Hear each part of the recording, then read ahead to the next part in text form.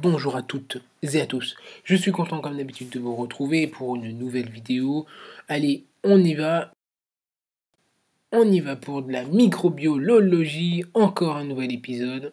Un nouvel épisode de microbiologie. Donc le concept, je vous le rappelle, je vous fais un dessin pour retenir au mieux les micro-organismes. Et aujourd'hui, un micro-organisme assez courant. Non, je plaisante, il est assez rare. Bon, on fait comme on peut. On essaie de voir toutes les bactéries, tous les microbes. Aujourd'hui, c'est une bactérie, c'est les aérocoques. Les aérocoques, bon, c'est une grande famille. Il y en a plusieurs. Principalement, vous rencontrerez peut-être Urinae et Sanguinicola, peut-être Viridans. Bon, c'est relativement rare, mais bon, vous l'aurez comme ça. Alors l'aérocoque, j'aurais pu mettre un aéroport, mais non. Là, c'est le tableau Festival Air Ballon.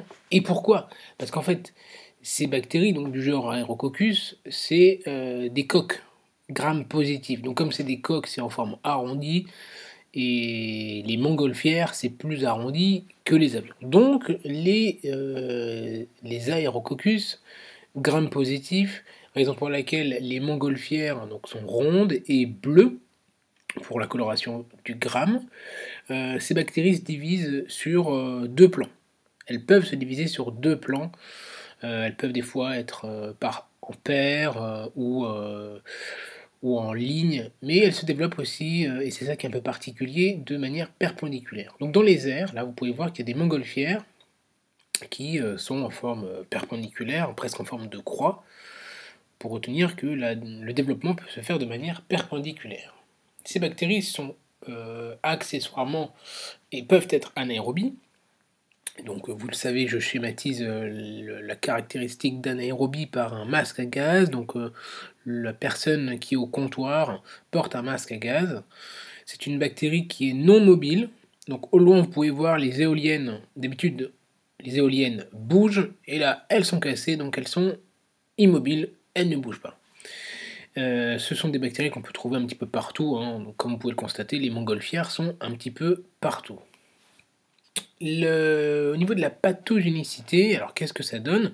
Principalement des infections chez l'immunodéprimé ou la personne âgée, et particulièrement chez l'homme âgé au niveau urinaire. Donc ça va donner des infections urinaires de la personne âgée fragile, schématiser l'infection urinaire par le fleuve qui est devant la montagne. Oui, c'est pas un énorme monticule de crotte, mais c'est une montagne. Voilà. Ça peut donner accessoirement, mais c'est très rare, des bactériémies, endocardites, etc.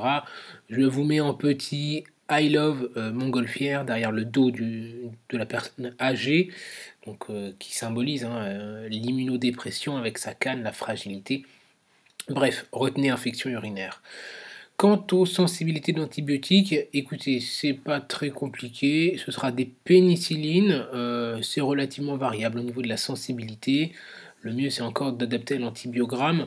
Donc, symboliser les pénicillines en anglais pen, stylo, les stylos sur le côté, hein, qui sont verts. Sensibilité aussi des macrolides. Je vous ai mis macro en anglais, crow, c'est un corbeau. Et deux vélos pour tétracycline, cycle. Voilà, deux vélos posés à côté pour tétracycline, pénicilline et macrolide, donc à retenir. Pour les résistances, elles sont relativement variables, mais c'est tellement accessoire que je ne les ai pas symbolisées. Écoutez, voilà, hein, pour Aerococcus au festival Air Ballon. Donc si la vidéo vous a plu, évidemment, je vous invite à vous abonner, à cliquer sur la cloche des notifications pour ne pas rater les prochaines vidéos. La prochaine fois, ce sera peut-être d'autres bactéries encore rares, je ne sais pas, on verra. En attendant, lâchez un pouce bleu, 2 cyanoses que vous aurez oxygéné, prenez soin de vous et de vos patients.